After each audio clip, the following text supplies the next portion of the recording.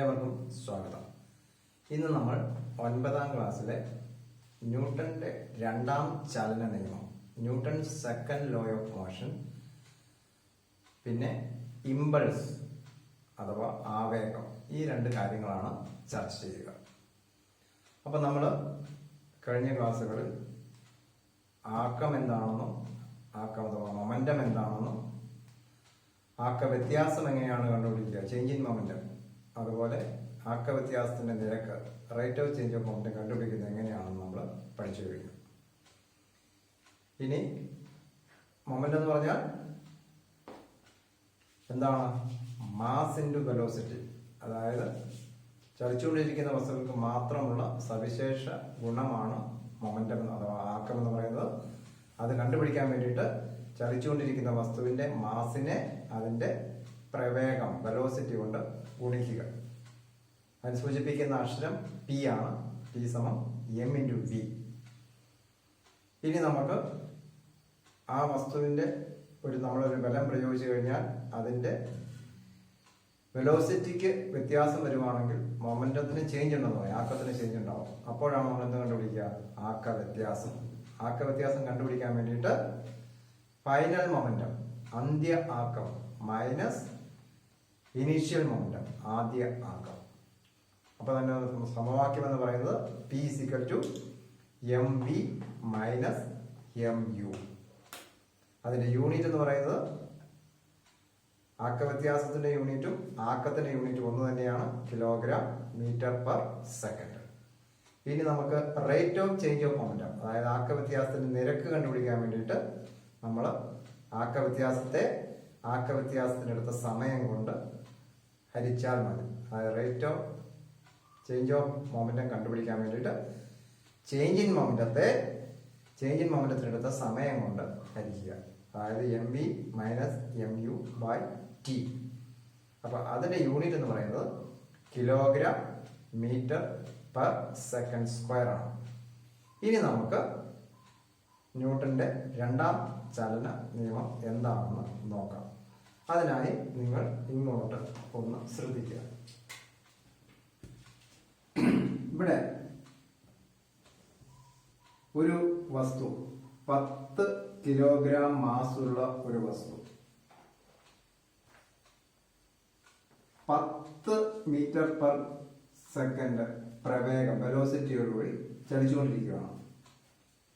ഈ വസ്തുവിലേക്ക് നമ്മൾ ഒരു ബലം പ്രയോഗിച്ച ബലം 5 ന്യൂട്ടൺ ആണെന്ന് വിചാരിക്കുക. 5 ന്യൂട്ടൺ ബലം 5 സെക്കൻഡ് സമയത്തേക്ക് പ്രയോഗിച്ചു. അപ്പൊ 10 കിലോഗ്രാം ആണ് വസ്തുവിന്റെ മാസ്. 10 മീറ്റർ പെർ സെക്കൻഡ് പ്രവേഗത്തിലാണ് സഞ്ചരിക്കുക. അങ്ങനെ സഞ്ചരിച്ചുകൊണ്ടിരുന്നപ്പോൾ ആ വസ്തുവിലേക്ക് 5 ന്യൂട്ടൺ ബലം 5 സെക്കൻഡ് സമയത്തേക്ക് പ്രയോഗിച്ചു. അപ്പോൾ ഇതിന്റെ വെലോസിറ്റി 20 മീറ്റർ പെർ സെക്കൻഡ് ആയിട്ട് മാറി.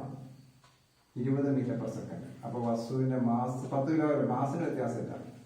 10 കിലോഗ്രാം മാസുള്ള വസ്തുവിൽ 5 ന്യൂട്ടൺ ബലം 5 സെക്കൻഡ് സമയത്തേക്ക് പ്രയോഗിച്ചപ്പോൾ അതിന്റെ പ്രവേഗം 20 മീറ്റർ പെർ സെക്കൻഡ് ആയി മാറി. അപ്പൊ നമുക്ക് ഇതിൽ നിന്നും ആ വസ്തുവിനുണ്ടായ rate of change of momentum, അതായത് ആക്ക വ്യത്യാസത്തിന്റെ നിരക്ക് കണ്ടുപിടിക്കാനായിട്ട് പറ്റും. അതേതാണ് സമവാക്യം? ആക്ക വ്യത്യാസത്തിന്റെ നിരക്ക് കണ്ടുപിടിക്കാനായിട്ട് അന്ത്യ ആക്കം മൈനസ് ആദ്യ ആക്കം, final momentum minus initial momentum, അത് കണ്ടുപിടിക്കാനുള്ള സമവാക്യമാണ് നമുക്ക് അറിയാം. ആദ്യം നമുക്ക് ആക്ക വ്യത്യാസം കണ്ടുപിടിക്കാം. ആക്ക വ്യത്യാസം കണ്ടുപിടിക്കാനായിട്ട് അന്ത്യ ആക്ക വ്യത്യാസം പി എന്ന് പറയുന്നത് M B minus M U ആണ്. എം എന്ന് പറയുന്നത് മാസ്, ബി എന്ന് പറയുന്നത് അന്ത്യപ്രവേഗം. അതായത് എത്രയാണ്? എം 10 ആണ്, ഇൻറ്റു വി എന്ന് പറയുന്നത് 20 ആണ്, മൈനസ് എം ഇൻറ്റു യു 10 ഗുണം 10 സമം 200 മൈനസ് 100 സമയം എത്ര കിട്ടും? 100. 100 എന്താണ്? ആക്കമാണ്, ആക്ക വ്യത്യാസം. ആക്കത്തിന്റെ യൂണിറ്റ് ഒന്നാണ്, കിലോഗ്രാം മീറ്റർ പെർ സെക്കൻഡ്. നമുക്ക് 100 കിലോഗ്രാം മീറ്റർ പെർ സെക്കൻഡ് എന്ന് കിട്ടി. ഇനി നമുക്ക് ആക്ക വ്യത്യാസത്തിന്റെ നിരക്ക്, അതായത് rate of change of momentum,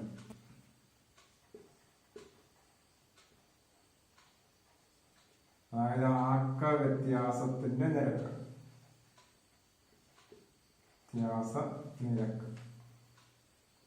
കണ്ടുപിടിക്കാനായിട്ട് ചേഞ്ച് ഇൻ മൊമെന്റം അത് നമ്മൾ കണ്ടുപിടിച്ചിട്ടുണ്ട്. അതിനെ സമയം എത്രയാണ്? 5 സെക്കൻഡ് കൊണ്ട് ഹരിച്ചാൽ മതി. അപ്പൊ 100 ഡിവൈഡഡ് ബൈ 5, അപ്പൊ നമുക്ക് എത്ര കിട്ടും?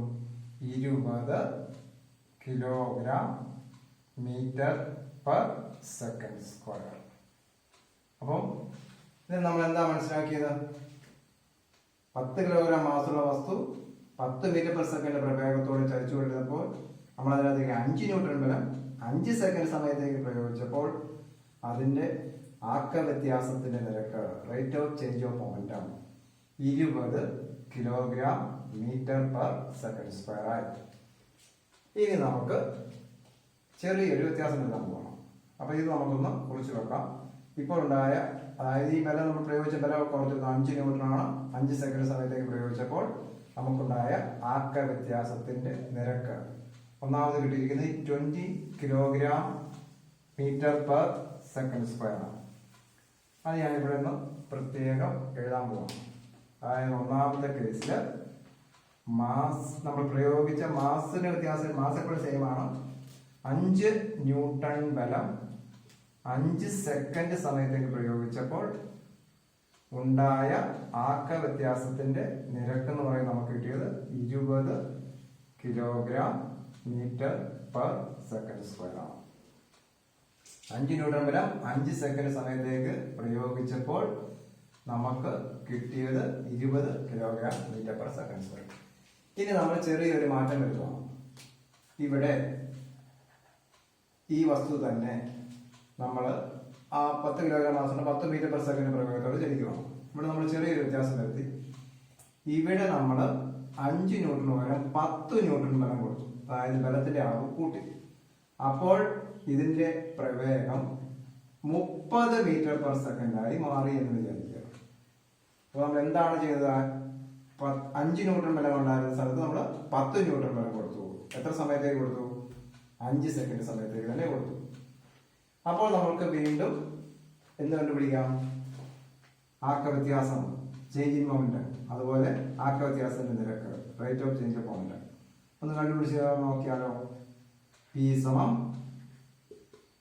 M V minus M U which is equal to M 10, V എന്ന് പറയുന്നത് 30 മൈനസ് എം 10, യു എന്ന് പറയുന്നത് 10. അപ്പൊ എത്ര കിട്ടും? 300 മൈനസ് 100 സമം 200 കിലോഗ്രാം മീറ്റർ പെർ സെക്കൻഡ്. ഇനി rate of change of momentum അഥവാ ആക്ക വ്യത്യാസത്തിന്റെ നിരക്ക്, rate of change of momentum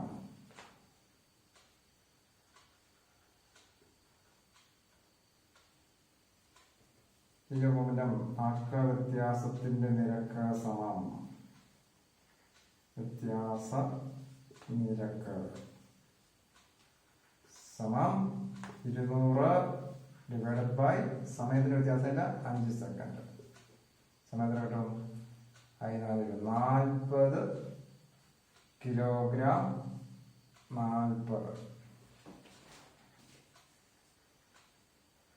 40 kilogram metre per second square.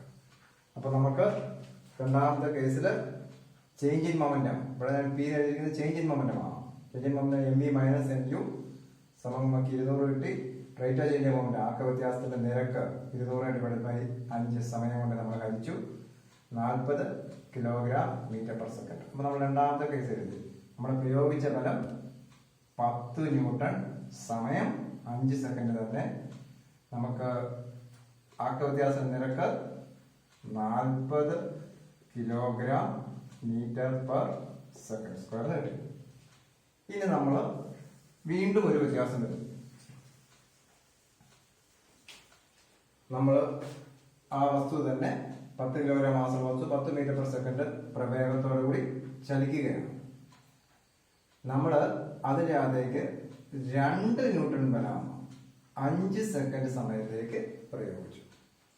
അപ്പം ഇതിന്റെ പ്രവേഗം 10 മീറ്റർ പെർ സെക്കൻഡ് എന്നുള്ളത് 5 മീറ്റർ പെർ സെക്കൻഡ് ആയിട്ട് കുറഞ്ഞു.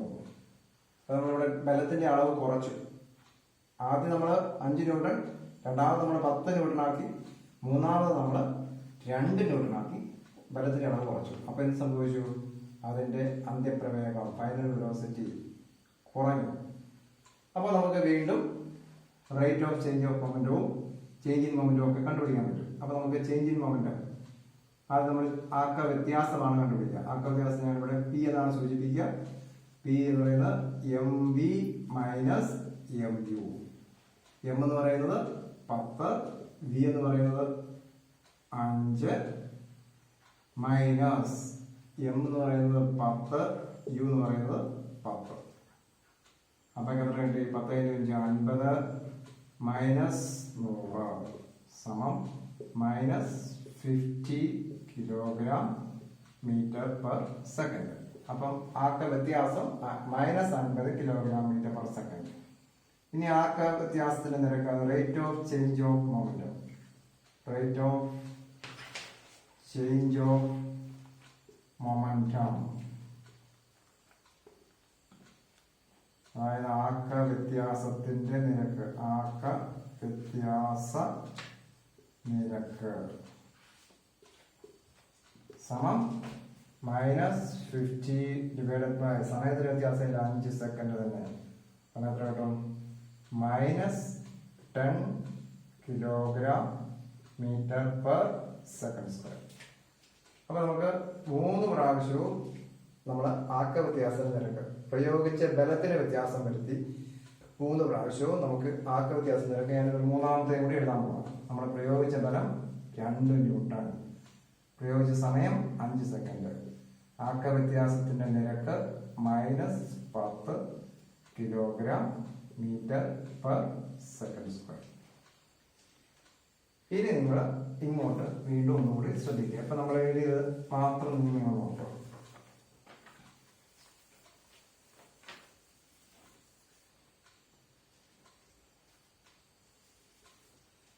ഒന്നാമത് നമ്മൾ 10 കിലോഗ്രാം മാസുള്ള ഒരു വസ്തു 10 മീറ്റർ പെർ സെക്കൻഡ് പ്രവേഗത്തോടെ ചലിച്ചതിനകത്തേക്ക് നമ്മൾ 5 ന്യൂട്ടൺ ബലം പ്രയോഗിച്ചു. 5 സെക്കൻഡ് സമയത്തേക്ക് പ്രയോഗിച്ചപ്പോൾ നമുക്ക് ആക്ക വ്യത്യാസത്തിന്റെ നിരക്ക് rate of change of moment ആണ് 20 kilogram metre per second square ആയിരുന്നു. അതേ വസ്തു ആദ്യ പ്രവേഗം 10 മീറ്റർ പെർ സെക്കൻഡ് തന്നെ നമ്മൾ 5 ന്യൂട്ടൺ പകരം 10 ന്യൂട്ടൺ ബലം 5 സെക്കൻഡ് സമയത്തേക്ക് പ്രയോഗിച്ചപ്പോൾ അതിന്റെ പ്രവേഗം കൂടി. പ്രവേഗം കൂടിയപ്പോൾ നമുക്ക് ആക്ക വ്യത്യാസ നിരക്ക് 40 kilogram metre per second square കിട്ടി. മൂന്നാമത് നമ്മൾ എന്ത് ചെയ്തു? ബലത്തിന്റെ അളവ് കുറച്ചു. ബലത്തിന്റെ അളവ് 2 ന്യൂട്ടണാണ്. സമയത്തിന് വ്യത്യാസം വരുത്തിയില്ല. അപ്പോൾ നമുക്ക് കിട്ടിയ ആക്ക വ്യത്യാസത്തിന്റെ നിരക്ക് rate of change of momentum minus 10 kilogram metre per second square ആയിട്ട് മാറി. അപ്പൊ ഇതിൽ നമുക്ക് എന്താണ് മനസ്സിലാവുന്നത്? ഒരു വസ്തുവിൽ നമ്മൾ ബലം പ്രയോഗിക്കുന്നതിന്റെ അളവിനെ വ്യത്യാസപ്പെടുത്തിയപ്പോൾ, നമ്മൾ ബലം പ്രയോഗിച്ചത് കൂട്ടിയപ്പോൾ rate of change of momentum ആക്ക വ്യത്യാസത്തിന്റെ നിരക്ക് കൂടി, 20 നിന്ന് 40 വന്നു. ഇനി നമ്മൾ ബലത്തിന്റെ അളവ് കുറച്ചപ്പോൾ ആക്ക വ്യത്യാസത്തിന്റെ നിരക്ക് കുറഞ്ഞു. അപ്പോൾ ബലവും ആക്ക വ്യത്യാസത്തിന്റെ നിരക്കും പരസ്പരം ബന്ധപ്പെട്ടാണ് ഇരിക്കുന്നത്. എങ്ങനെയാണ് ബന്ധപ്പെട്ടിരിക്കുക? ബലം കൂടിയാൽ ആക്ക വ്യത്യാസ നിരക്ക് കൂടും. ആക്ക വ്യത്യാസ നിരക്ക് കൂടുക എന്ന് പറഞ്ഞാൽ നമ്മൾ ഒരു വസ്തുവിൽ പ്രയോഗിക്കുമ്പോൾ ഉണ്ടാകുന്ന ആഘാതത്തിന്റെ അളവ്, ഇമ്പാക്ട് കൂടുകയാണ് ചെയ്യുക. ഈ ബലത്തിന്റെ അളവ് കുറച്ചു കഴിഞ്ഞാൽ എന്ത് ചെയ്യും? ആ വസ്തു വേറൊരു വസ്തുവിൽ ഇടിക്കുമ്പോൾ ഉണ്ടാകുന്ന ഇമ്പാക്ടിന്റെ അളവ് കുറയും. അതായത് ആക്ക വ്യത്യാസത്തിന്റെ നിരക്ക് എന്തുമായിട്ട് ബന്ധപ്പെട്ടാണ് ഇരിക്കുന്നത്? പ്രയോഗിക്കുന്ന ബലവുമായിട്ട് ബന്ധപ്പെട്ടാണ് ഇരിക്കുന്നത്. ബലം കൂടിയാൽ ആക്ക വ്യത്യാസ നിരക്ക് കൂടും, ബലം കുറഞ്ഞാൽ ആക്ക വ്യത്യാസ നിരക്ക് കുറയും. അപ്പോൾ അത് എങ്ങനെ ബന്ധപ്പെട്ടിരിക്കുന്നു? കൂടുമ്പോൾ കൂടും, കുറയുമ്പോൾ കുറയും. അപ്പോൾ അതേതാണ്? നേരനുപാതമാണ്. അപ്പോൾ ഇതാണ് ന്യൂട്ടൺ കണ്ടുപിടിച്ച ന്യൂട്ടന്റെ രണ്ടാം ചലന നിയമമായിട്ട് അറിയപ്പെടുക. രണ്ടാം ചലന നിയമം അപ്പോൾ എന്തായിരിക്കും? ഒരു വസ്തുവിനുണ്ടാകുന്ന ആക്ക വ്യത്യാസത്തിന്റെ നിരക്ക് അതിൽ പ്രയോഗിക്കുന്ന ബലത്തിന് നേരനുപാതത്തിലായിരിക്കും. Rate of change of momentum of an object is directly proportional to the force applied on that body. അതാണ് നമ്മുടെ ന്യൂട്ടന്റെ രണ്ടാം ചലന നിയമം എന്ന പേരിൽ അറിയപ്പെടുക. അതായത് നമ്മൾ പ്രയോഗിച്ച ബലം F is directly proportional to rate of change of momentum. Rate of change of momentum നമ്മൾ സൂചിപ്പിക്കുന്നത് mv minus mu by t എന്നാണ്. ഇതാണ് ന്യൂട്ടന്റെ സെക്കൻഡ് ലോ പറയുക. Rate of change of momentum is directly proportional to the applied force. Directly proportional. Directly proportion എന്ന് പറഞ്ഞാൽ force കൂടിയാൽ rate of change of momentum കൂടും, ഫോഴ്സ് കുറഞ്ഞാൽ rate of change of momentum കുറയും. ഇനി ഇതിനെ നമുക്ക് എന്ത് ചെയ്യാൻ പറ്റും? എഫ് സമം ഈ ചിഹ്നം മാറ്റാൻ, പ്രൊപ്പോർഷണാലിറ്റി ചിഹ്നം, നമ്മൾ അനുപാത ചിഹ്നം മാറ്റാൻ വേണ്ടിയിട്ട് നമ്മൾ ചെയ്യുക ഒരു സ്ഥിര സംഖ്യ കൊണ്ട് ഗുണിക്കുകയാണ് ചെയ്യുക. ഒരു കോൺസ്റ്റന്റ് കൊണ്ട് മൾട്ടിപ്ലൈ ചെയ്യും. എപ്പോൾ എഫ് ഈസ് ഈക്വൽ ടു നമ്മൾ ഇവിടെ എടുക്കുന്ന സ്ഥിരസംഖ്യ കെ എന്ന് പറയുന്നത്. എപ്പോഴും നമ്മൾ എടുക്കുന്ന സ്ഥിരസംഖ്യ എടുക്കുക. അത് നമ്മളിവിടെ എടുത്തിരിക്കുന്നത് കെ ആണ്. കെ എന്ന് പറയുന്നത് K into M B minus M U by T. M B minus M U by T.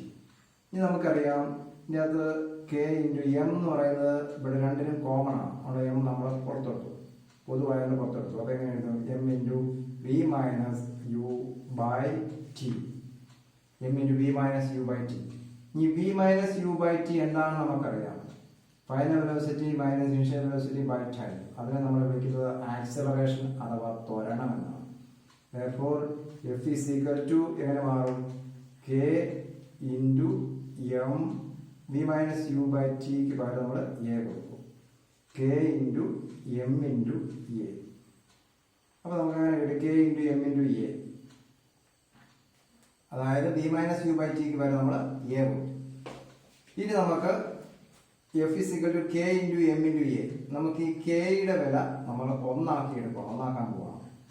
അപ്പോൾ നമുക്ക് ഒരു വസ്തുവിൽ അനുഭവപ്പെടുന്ന ബലം 1 ന്യൂട്ടൺ എന്ന് പറയണമെങ്കിൽ 1 കിലോഗ്രാം മാസുള്ള ഒരു വസ്തുവിൽ 1 കിലോഗ്രാം മാസുള്ള ഒരു വസ്തുവിൽ നമ്മൾ 1 ന്യൂട്ടൺ ബലം പ്രയോഗിച്ചാൽ ആ വസ്തുവിനുണ്ടായ ത്വരണം 1 മീറ്റർ പെർ സെക്കൻഡ് സ്ക്വയർ ആണെങ്കിൽ, അതായത് നമ്മളൊരു വസ്തുവിൽ ഒരു ബലം പ്രയോഗിച്ചു, 1 കിലോഗ്രാം മാസുള്ള ഒരു വസ്തുവിൽ ഒരു ബലം പ്രയോഗിച്ചു. ആ ബലം പ്രയോഗിച്ചപ്പോൾ ആ വസ്തുവിനുണ്ടായ ആക്സിലറേഷൻ അഥവാ ത്വരണം 1 മീറ്റർ പെർ സെക്കൻഡ് സ്ക്വയർ ആണെങ്കിൽ ആ വസ്തുവിൽ പ്രയോഗിച്ച ബലം നമ്മൾ എത്രയായിട്ട് എടുക്കും? 1 ന്യൂട്ടൺ ആയിട്ട് എടുക്കും. അപ്പൊ നോക്കിയേ, ഒന്നുകൂടി പറയാം.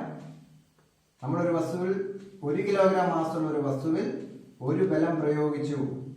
ആ ബലം പ്രയോഗിച്ചപ്പോൾ ആ വസ്തു 1 മീറ്റർ പെർ സെക്കൻഡ് സ്ക്വയർ ത്വരണത്തോടെ സഞ്ചരിച്ചു എങ്കിൽ ആ വസ്തുവിൽ പ്രയോഗിച്ച ബലം എത്രയായിരിക്കും?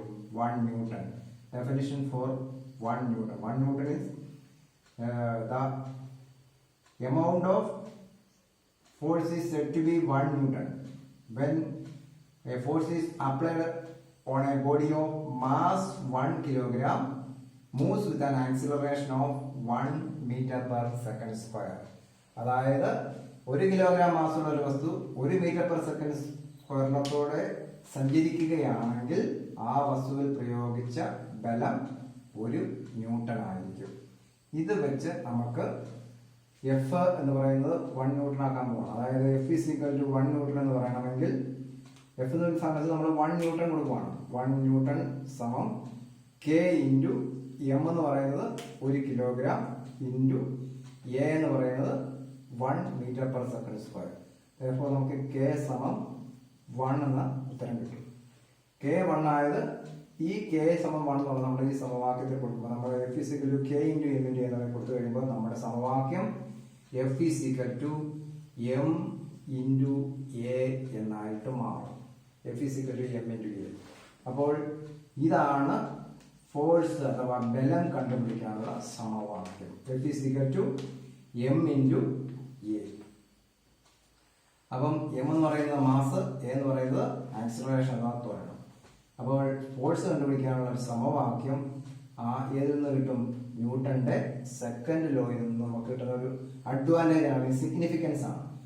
V get an equation for finding force acting on A object. ഒരു ഒബ്ജക്റ്റിൽ ആക്ട് ചെയ്യുന്ന ഫോഴ്സ് കണ്ടുപിടിക്കാനുള്ള സമവാക്യമാണ് mass into acceleration, M into A. ഇത് ഓർത്തിരിക്കുക. അപ്പൊ നമുക്ക് ന്യൂട്ടന്റെ സെക്കൻഡ് ലോ ഒന്നുകൂടി പറയാം. ന്യൂട്ടന്റെ സെക്കൻഡ് ലോ പറയുന്നത് rate of change of momentum acting on a body is directly proportional to applied force. Significance of ന്യൂട്ടന്റെ second law is we get an equation for finding force acting on a body. അത് equation is F is equal to M into A. അപ്പം ഇതാണ് നമുക്ക് ന്യൂട്ടന്റെ second ലോയെ പറ്റി പഠിക്കാനുള്ളത്. ഇനി നമുക്ക് അടുത്തത് പഠിക്കാനുള്ളത് എന്താണ് ഇമ്പൾസ് അഥവാ ആവേഗബലം. അത് നമുക്ക് അടുത്തതായിട്ട് അത് പഠിക്കാം.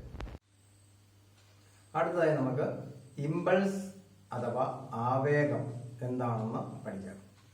ഇമ്പൾസീവ് ഫോഴ്സ് അല്ലെങ്കിൽ ആവേഗ ബലം എന്ന് പറഞ്ഞാൽ വളരെ വലിയ ഒരു ബലം ഏതെങ്കിലും ഒരു വസ്തുവിൽ ചെറിയ ഒരു സമയത്തേക്ക് പ്രയോഗിക്കുകയാണെങ്കിൽ നമ്മൾ ആ പ്രയോഗിക്കുന്ന ബലത്തെ ഇമ്പൾസീവ് ഫോഴ്സ് എന്ന് വിളിക്കും. Very large force acting on a body in A short interval of time. അതിനെ നമ്മൾ വിളിക്കുന്ന പേരാണ് ഇമ്പൾസീവ് ഫോഴ്സ് അഥവാ ആവേഗ ബലം എന്ന് വിളിക്കുക.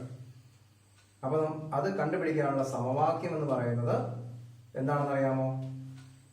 ആവേഗബലം ഫോഴ്സ് ആണ്. ഫോഴ്സിനെ എന്തുകൊണ്ട് മൾട്ടിപ്ലൈ ചെയ്യുന്നതാണ്? ടൈം കൊണ്ട് മൾട്ടിപ്ലൈ ചെയ്യുന്നതാണ്. അതായത് ബലത്തെ സമയം കൊണ്ട് ഗുണിച്ച് കിട്ടുന്നതാണ് ആവേഗം അഥവാ ആവേഗ ബലം എന്നതിനെ വിളിക്കുക. ഇനി നമുക്ക് അതിന്റെ സമവാക്യം ഒന്ന് എഴുതി നോക്കാം. അപ്പോൾ ആവേഗം അഥവാ ഇമ്പൾസ് എന്ന് പറയുന്നത് നമുക്ക് കണ്ടുപിടിക്കാനുള്ള ആവേഗം ഇമ്പൾസ് അഥവാ ആവേഗം കണ്ടുപിടിക്കാൻ എന്ത് ചെയ്യണം? കണ്ടുപിടിക്കാൻ ഫോഴ്സിനെ അതായത് ബലത്തെ ഫോഴ്സിനെ സമയം കൊണ്ട് മൾട്ടിപ്ലൈ ചെയ്യുക. ബലം ഇൻറ്റു സമയം, ബലം ഇൻറ്റു സമയം. അപ്പോൾ ഫോഴ്സിനെ നമ്മൾ റെപ്രസെന്റ് ചെയ്യുന്ന ലെറ്റർ എഫ് ആണ്. സമയത്തെ നമ്മൾ സൂചിപ്പിക്കുന്ന അക്ഷരം ടി ആണ്. അപ്പോൾ എഫ് ഇൻറ്റു ടി, വളരെ വലിയൊരു ഫോഴ്സ് ചെറിയൊരു സമയത്തേക്ക് ഏതെങ്കിലും വസ്തുവിൽ പ്രയോഗിച്ചാൽ നമ്മൾ അതിനെ വിളിക്കുന്ന പേരാണ് ഇമ്പൾസീവ് ഫോഴ്സ് അല്ലെങ്കിൽ ഇമ്പൾസ് എന്ന് വിളിക്കുക. അത് കണ്ടുപിടിക്കാൻ വേണ്ടിയിട്ട് ഫോഴ്സിനെ ടൈം കൊണ്ട് മൾട്ടിപ്ലൈ ചെയ്യുക. അപ്പൊ ഇതിന്റെ യൂണിറ്റ് എന്തായിരിക്കും? ഫോഴ്സിന്റെ യൂണിറ്റ് എന്ന് പറയുന്നത് ന്യൂട്ടൺ, സമയത്തിന്റെ യൂണിറ്റ് എന്ന് പറയുന്നത് സെക്കൻഡ്. അപ്പോൾ ഇമ്പൾസിന്റെ യൂണിറ്റ് ന്യൂട്ടൺ സെക്കൻഡ് ആയിരിക്കും. ഓർത്തിരിക്കുക, ഇമ്പൾസ് എന്താണെന്ന് ഓർത്തിരിക്കുക. വളരെ വലിയ ഒരു ബലം ചെറിയ ഒരു സമയത്തേക്ക് ഏതെങ്കിലും ഒരു സ്ഥലത്ത് പ്രയോഗിച്ചു കഴിഞ്ഞാൽ നമ്മൾ ആ ബലത്തെ വിളിക്കുന്ന പേരാണ് ഇമ്പൾസീവ് ഫോഴ്സ് എന്ന് വിളിക്കുന്നത്. ഒരു ഉദാഹരണം പറഞ്ഞു കഴിഞ്ഞാൽ നമ്മളൊരു ചുറ്റിക എടുത്തിട്ട് ഒരു ആണിയിലേക്ക് ഒരു ബലം പ്രയോഗിക്കുകയാണ്. അപ്പോൾ ആ സമയത്ത് പ്രയോഗിക്കുന്ന ബലത്തെ നമ്മൾ വിളിക്കുന്നത് ഇമ്പൾസീവ് ഫോഴ്സ് എന്നാണ് വിളിക്കുക. അപ്പൊ ഇമ്പൾസീവ് ഫോഴ്സ് എന്ന് പറയുന്നത് വളരെ വലിയൊരു ബലം ഏതെങ്കിലും ഒരു സ്ഥലത്ത് ചെറിയൊരു സമയത്തേക്ക് മാത്രം പ്രയോഗിക്കുക. അത് കണ്ടുപിടിക്കാൻ വേണ്ടിയിട്ട് പ്രയോഗിച്ച ബലം പ്രയോഗിച്ച സമയം കൊണ്ട് ഗുണിക്കുക. അതിന്റെ യൂണിറ്റ് ന്യൂട്ടൺ സെക്കൻഡ് എന്നാണ്. ഇനി നമുക്ക് ഇതുമായി ബന്ധപ്പെട്ട അതായത് ന്യൂട്ടന്റെ സെക്കൻഡ് ലോയുമായി ബന്ധപ്പെട്ട് ഒരു കാര്യം കണ്ടുപിടിക്കാം. നിങ്ങൾ ശ്രദ്ധിക്കുക.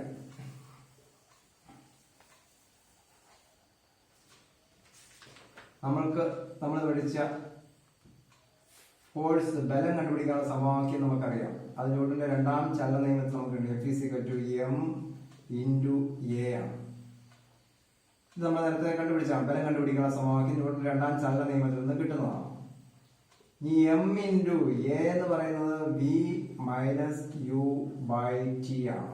അത് നമുക്കറിയാം. വി എ എന്ന് പറയുന്നത് ത്വരണം അല്ലെങ്കിൽ ആക്സിലറേഷൻ എന്ന് പറയുന്നത് V minus U by T ആണ്.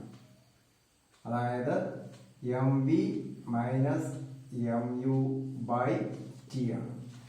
M V minus M U by T. അതായത് എഫ് എന്ന് പറയുന്നത് M V minus M U by T. ഇനി നമ്മൾ ഈ ടി ഇങ്ങോട്ട് കൊണ്ടുവന്ന് നിങ്ങൾ ക്രോസ് മൾട്ടിപ്ലൈ എഴുതിയാലോ? F into T is equal to M V minus M U. F into T എന്ന് പറഞ്ഞാൽ എന്താണ്? നമ്മൾ എഫ് ഇൻറ്റു ടി ആവേഗമാണ്. എഫ് ഇൻറ്റു ടി എന്ന് പറയുന്നത് ആവേഗം. ഈ M V minus M U എന്ന് പറഞ്ഞാൽ എന്താണ്? നമുക്കറിയാം, അന്ത്യ ആക്കം മൈനസ് ആദ്യ ആക്കം, final moment minus initial moment. അതിനെ നമ്മൾ എന്താണ് വിളിക്കുക? Change in momentum. അതായത് നമുക്കിവിടെ എന്താണ് കിട്ടിയത്? എഫ് ഇൻറ്റു ടി എന്ന് പറയുന്നത് ആവേഗം, ഇമ്പൾസ്. ഇമ്പൾസ്, ആവേഗം, അത് എന്തിന് തുല്യമാണ്? It is equal to change in momentum. Change in മൊമെന്റത്തിന് തുല്യമാണ്. Change in momentum. Change in momentum എന്ന് പറയുന്നത് ആക്ക വ്യത്യാസം. അപ്പൊ നമ്മൾ എന്ത് നിഗമനത്തിലെത്തി? ഒരു വസ്തുവിനുണ്ടാകുന്ന ഇമ്പൾസ്, ഒരു വസ്തുവിൽ പ്രയോഗിക്കുന്ന ഇമ്പൾസ്, ആവേഗ ബലം എന്ന് പറയുന്നത് ആ വസ്തുവിനുണ്ടാകുന്ന ചേഞ്ച് ഇൻ മൊമെന്റ്, ആക്ക വ്യത്യാസത്തിന് തുല്യമാണ്. ഇത് ആവേഗ ആക്ക തത്വം എന്ന പേരിലാണ് അറിയപ്പെടുക. അപ്പൊ നമുക്ക് ഇതിനകത്തും ആവേഗ ആക്ക തത്വം എന്ന് പറയുന്നത് impulsive force is equal to change in momentum. അതാണ് ആക്ക വ്യത്യാസം എന്ന. ആക്ക വ്യത്യാസവും ആവേഗവും എന്താണ്? തുല്യമാണ്. അതാണ് നമുക്ക് ഇതിൽ നിന്ന് കിട്ടുക. അപ്പൊ ഇമ്പൾസിന്റെ ബലം, ഇമ്പൾസ് കണ്ടുപിടിക്കാൻ സമവാക്യം ഓർത്തിരിക്കുക. ഇമ്പൾസും ചേഞ്ച് ഇൻ മൊമെന്റവും തമ്മിലുള്ള ബന്ധം ഓർത്തിരിക്കുക. രണ്ടും സെയിം ആണ്. ഇനി നമുക്ക് ഈ ചേഞ്ച് ഇൻ മൊമെന്റം തുല്യമായിട്ടിരുന്നാൽ ഈ എഫും ടിയും പരസ്പരം ഇൻവേഴ്സ്ലി പ്രൊപ്പോർഷനാണ്. അതായത് ചേഞ്ച് ഇൻ മൊമെന്റ് എപ്പോഴും സ്ഥിരമായിട്ടിരുന്നു കഴിഞ്ഞാൽ പ്രയോഗിക്കുന്ന സമയവും എഫും പ്രയോഗിക്കുന്ന ബലവും തമ്മിൽ വിപരീത അനുപാതത്തിലായിരിക്കും. അതായത് സമയം കൂട്ടിയാൽ പ്രയോഗിക്കുന്ന ബലം കുറയും. അതായത് രണ്ടും വിപരീതമായിരിക്കും. സമയം കൂട്ടിയാൽ കുറയും, കുറഞ്ഞാൽ പ്രയോഗിക്കുന്ന ബലം കൂടും. അപ്പം ആ ചേഞ്ച് ഇൻ മൊമെന്റവുമായി ഒരു ബന്ധമുണ്ട്. ചേഞ്ച് ഇൻ മൊമെന്റം എന്ന് പറയുന്നത് എന്താണെന്ന് ഓർത്തിരിക്കുക. ചേഞ്ച് ഇൻ മൊമെന്റം ഏതിന് തുല്യമാണ്? നമ്മൾ പ്രയോഗിച്ച ഇമ്പൾസീവ് ഫോഴ്സിന് തുല്യമാണ്. ഇനി നമുക്ക് ഇതുമായി ബന്ധപ്പെട്ട ഒന്ന് രണ്ട് ഉദാഹരണങ്ങൾ നോക്കാം. അതായത് ഇമ്പൾസീവ് ഫോഴ്സ്. ഞാൻ നേരത്തെ പറഞ്ഞതുപോലെ നമുക്ക് ഒരു ആണിയിൽ നമ്മൾ ചുറ്റിക ഉപയോഗിച്ച് ആഞ്ഞടിക്കുമ്പോൾ ആ ചുറ്റികയിൽ പ്രയോഗിക്കുന്ന ബലം, ചുറ്റിക ഉപയോഗിച്ച് ആണിയിൽ പ്രയോഗിക്കുന്ന ബലം നമ്മൾ കുറച്ച് സമയത്തേക്കേ പ്രയോഗിക്കുന്നുള്ളൂ. അത് നമ്മൾ ഏതിന് തുല്യമാണ്? ഇമ്പൾസീവ് ഫോഴ്സിന് തുല്യമാണ്. ഇനി നമുക്ക് ഇതുമായി ബന്ധപ്പെട്ട കുറച്ച് ഉദാഹരണം, ആക്കവ്യത്യാസ നിരക്കും ഇമ്പൾസുമായിട്ട് ബന്ധപ്പെട്ട ഒന്ന് രണ്ട് ഉദാഹരണം, കാരണം കണ്ടെത്തുക എന്നൊക്കെ പറഞ്ഞ് പരീക്ഷയ്ക്കൊക്കെ ചോദിക്കാറുണ്ട്. അപ്പൊ അതിന് ഒരു ഉദാഹരണം ഞാൻ പറയാം. നിങ്ങൾ ക്രിക്കറ്റ് കളിയൊക്കെ കാണാറുണ്ടല്ലോ. ക്രിക്കറ്റിലെ ക്യാച്ച് ബാറ്റ്സ്മാൻ അടിക്കുമ്പോൾ അതിന്റെ ക്യാച്ച് പിടിക്കുന്ന ഒരു സന്ദർഭം നിങ്ങൾ ഓർത്ത് നോക്കുക. പന്തിങ്ങനെ വരുമ്പോഴത്തേനും ക്യാച്ച് പിടിക്കുന്നയാള് കൈ ഇങ്ങനെ താത്തുന്നത് കണ്ടിട്ടുണ്ടോ? എന്തിനു വേണ്ടിയിട്ടാണ് ഇങ്ങനെ താത്തുന്നത്? അത് ഇതിനു വേണ്ടിയിട്ടെന്നറിയാമോ? നമ്മൾക്കറിയാം, ഈ വരുമ്പോൾ നമ്മൾ കയ്യിലേക്ക് വരുമ്പോൾ ഒരു ആക്കമുണ്ട്. നമ്മൾ കയ്യിൽ എത്തിക്കഴിയുമ്പോഴത്തേനും ആക്കം സീറോയിലേക്ക് വരും. അതായത് നമ്മൾ ആ വരുമ്പോഴുള്ള ആക്കത്തെ നമ്മൾ കയ്യിലേക്ക് വരുമ്പോഴത്തേനും ആ വസ്തു, ചലിച്ചുകൊണ്ടിരിക്കുന്ന വസ്തു നിശ്ചലാവസ്ഥയിൽ റെസ്റ്റിലേക്ക് വരുവാണ്. അപ്പോൾ അതിനുണ്ടാകുന്ന ആക്കം എന്ന് പറയുന്നത് സീറോയിലേക്ക് വരും. ആ ആക്ക വ്യത്യാസത്തിനെടുത്ത സമയം, അതായത് അന്ത്യ ആക്കം മൈനസ് ആദ്യ ആക്കമാണ്. അതായത് final momentum minus initial momentum. അതിനെയാണ് നമ്മൾ എന്തെന്ന് വിളിക്കുക? റേറ്റ് ഓഫ് ആക്ക വ്യത്യാസം എന്ന് പറയുക. അതായത് ചേഞ്ച് ഇൻ മൊമെന്റം. ആ ചേഞ്ച് ഇൻ മൊമെന്റത്തിനെടുത്ത് നമ്മളിങ്ങനെ കയ്യിലേക്ക് വരുമ്പോൾ ചേഞ്ച് ഇൻ മൊമെന്റത്തിനെടുത്ത് നമ്മൾ പെട്ടെന്ന് നമ്മൾ കയ്യിലേക്ക് വരുമ്പോൾ ഉണ്ടാകുന്ന ആഘാതം അല്ലെങ്കിൽ ഇമ്പാക്ട് എന്ന് പറയുന്നത് വളരെ കൂടുതലാണ്. അപ്പൊ നമ്മൾ കൈ ഇങ്ങനെ പുറകോട്ട് വലിക്കുമ്പോൾ എന്താ സംഭവിക്കുക? ആക്ക വ്യത്യാസം, അതായത് ആക്കം വരുന്നുകൊണ്ടിരിക്കുന്ന ആക്കം സീറോയിലേക്ക് വരാനുള്ള സമയം നമ്മൾ കൂട്ടുകയാണ് ചെയ്യുക. അതായത് സീറോയിലേക്ക് വരാനുള്ള സമയം നമ്മൾ കൂട്ടുവാണ്. അതായത് ആക്ക വ്യത്യാസത്തിന്റെ നിരക്ക് സമയം കൂടുമ്പോൾ ആക്ക വ്യത്യാസത്തിന്റെ നിരക്ക് കുറയും. അതായത് നിങ്ങൾ നോക്കുക, ആക്ക വ്യത്യാസം എന്ന് പറയുന്നത് അന്ത്യാക്കം മൈനസ് ആദ്യാക്കം, അതിനെ നമ്മൾ സമയം കൊണ്ട് ഹരിക്കുകയാണ്. അപ്പൊ നമ്മൾ താഴത്തേക്ക് ഉള്ള ആക്ക വ്യത്യാസത്തിന് എടുക്കുന്ന സമയം നമ്മൾ കൂട്ടിയാൽ, ടിയുടെ അളവ് കൂട്ടിയാൽ എന്ത് സംഭവിക്കും? ആക്ക വ്യത്യാസത്തിന്റെ നിരക്ക് കുറയും. ആക്ക വ്യത്യാസത്തിന്റെ നിരക്ക് കുറഞ്ഞാൽ നമുക്ക് എന്താണ് ഗുണം? നമ്മുടെ കയ്യിലുണ്ടാകുന്ന ആഘാതത്തിന്റെ അളവ് കുറയും. അപ്പം ഇങ്ങനെ നമ്മൾ കൈ താത്താതെ പിടിക്കുമ്പോഴാണ് കാച്ച് മിക്കവാറും നമ്മുടെ ഭയങ്കര ആഘാതത്തിന്റെ അളവ് കൂടുതലാണ്. അപ്പോൾ നമ്മുടെ കയ്യിൽ നിന്ന് തെറിച്ചു പോകും. അപ്പോൾ തെറിച്ചു പോകാതിരിക്കാൻ വേണ്ടി നമ്മുടെ കയ്യിലുണ്ടാകുന്ന ആഘാതത്തിന്റെ അളവ് കുറയ്ക്കാൻ വേണ്ടിയിട്ടാണ് ആക്ക വ്യത്യാസത്തിന് എടുക്കുന്ന സമയം നമ്മൾ കൂട്ടുക. ആക്ക വ്യത്യാസത്തിന് എടുക്കുന്ന സമയം കൂട്ടിക്കഴിഞ്ഞാൽ ആക്ക വ്യത്യാസത്തിന്റെ നിരക്ക് കുറയും. ആക്ക വ്യത്യാസത്തിന്റെ നിരക്ക് കുറഞ്ഞാൽ നമുക്ക് കയ്യിലുണ്ടാകുന്ന ആഘാതത്തിന്റെ അളവ് കുറയും. അതാണ് ഒരു കാര്യം, അത് ശ്രദ്ധിക്കുക. ഇനി നിങ്ങൾ പോൾ വാൾട്ട് ചാടുന്നവര് എന്ത് ചെയ്യുന്നുണ്ട്? അവർ ചാടുമ്പോൾ ഒരു സ്പോഞ്ചയിലേക്കാണ് വന്ന് ചാടുന്നത്. സ്പോഞ്ചയിൽ വന്ന് ചാടിയാൽ എന്താണ് ഗുണം? പെട്ടെന്ന് നിലത്തേക്ക് വന്ന് ചാടിയാൽ അവർക്കുണ്ടാകുന്ന ആഘാതത്തിന്റെ അളവ് കൂടുതലാണ്. അതായത് ചലിച്ചുകൊണ്ടിരിക്കുമ്പോൾ ആക്കൊണ്ട് തറയിൽ വന്ന് പതിച്ചു കഴിയുമ്പോൾ പെട്ടെന്ന് ആ ആക്കം സീറോയിലേക്ക് വരുവാണ്. അപ്പൊ നമ്മൾ സ്പോഞ്ചയിലേക്ക് വീഴുന്നതാണ്. സീറോയിലേക്ക് വരാനായിട്ട്, അതായത് ആക്ക വ്യത്യാസത്തിന് എടുക്കുന്ന സമയം നമുക്ക് കൂട്ടും. അപ്പൊ നമുക്ക് ആഘാതത്തിന്റെ അളവ് കുറയും. അപ്പൊ അത് വേറൊരു ഉദാഹരണമാണ്. അപ്പൊ നമ്മൾ ആക്ക വ്യത്യാസത്തിന്റെ നിരക്ക് കുറച്ചു കഴിഞ്ഞാൽ നമുക്ക് എന്തുണ്ടാവും? ആക്ക വ്യത്യാസത്തിന്റെ നിരക്ക് കുറച്ചു കഴിഞ്ഞാൽ ആഘാതത്തിന്റെ അളവ് കുറയും. അതുപോലെ നമ്മൾ ലോങ് ജമ്പ് ഒക്കെ ചാടുമ്പോൾ, ഹൈ ജമ്പ് ഒക്കെ ചാടുമ്പോൾ അത് തന്നെയാണ് സംഭവിക്കുന്നത്. ലോങ് ജമ്പ് ചാടുമ്പോൾ നമ്മൾ മണലിലേക്ക് ചാടുമ്പോൾ നമുക്കുണ്ടാകുന്ന ആഘാതത്തിന്റെ അളവ് കുറയ്ക്കാൻ വേണ്ടിയിട്ടാണ് നമ്മൾ മണലിലേക്ക് ചാടുക. അല്ലെങ്കിൽ നമ്മൾ ഹൈ ജമ്പ് ചാടുമ്പോൾ സ്പോഞ്ചുള്ള കിടക്കയിലേക്ക് ചാടും. അപ്പൊ നമ്മൾ പെട്ടെന്ന് നിലത്ത് വന്ന് മുട്ടിക്കഴിഞ്ഞാൽ നമുക്ക് ആഘാതത്തിന്റെ അളവ് കൂടുതലാണ്. നമ്മൾ പതുക്കെ ആ സ്പോഞ്ചിലേക്ക് തട്ടി പതുക്കെ ചെന്ന് മുട്ടുമ്പോഴത്തേക്ക് നമുക്ക് ആക്ക വ്യത്യാസത്തിന് എടുക്കുന്ന സമയം നമ്മൾ കൂട്ടും. അപ്പൊ ആക്ക വ്യത്യാസത്തിന്റെ നിരക്ക് കുറയും. അപ്പൊ നമുക്കുണ്ടാവുന്ന ആഘാതത്തിന്റെ അളവ് കുറയും. ഈ വളരെ ചില അഭ്യാസികളൊക്കെ ഇഷ്ടിക കൈകൊണ്ട് മുറിക്കുന്നത് നിങ്ങൾ കണ്ടിട്ടുണ്ട്. അവിടെ എന്താ സംഭവിക്കുക? അവിടെ ഒരു വലിയൊരു ഫോഴ്സ് ചെറിയൊരു സമയത്തേക്ക് മാത്രം പ്രയോഗിക്കുമ്പോഴാണ് അവിടെ നമ്മൾ ഏതാണ് ഉപയോഗിക്കുക? ഇമ്പൾസീവ് ഫോഴ്സ് ഉപയോഗിച്ചാണ് ആ ഇഷ്ടിക മുറിക്കുക. അപ്പം ഇത്രയും കാര്യങ്ങളാണ് ഇന്ന് നമുക്ക് ഈ ക്ലാസ്സിൽ കൈകാര്യം ചെയ്യാനുള്ളൂ. നമുക്ക് ഇനി അടുത്ത ഈ വീഡിയോ നിങ്ങൾക്ക് ഇഷ്ടപ്പെട്ടു എന്ന് വിചാരിക്കുന്നു. അടുത്തൊരു വീഡിയോയിലേക്ക് നിങ്ങൾ ഈ വീഡിയോ ഇഷ്ടപ്പെട്ടെങ്കിൽ അടുത്തൊരു വീഡിയോ നിങ്ങൾ കാണാൻ വേണ്ടി സബ്സ്ക്രൈബ് ചെയ്യുക. Okay, thank you.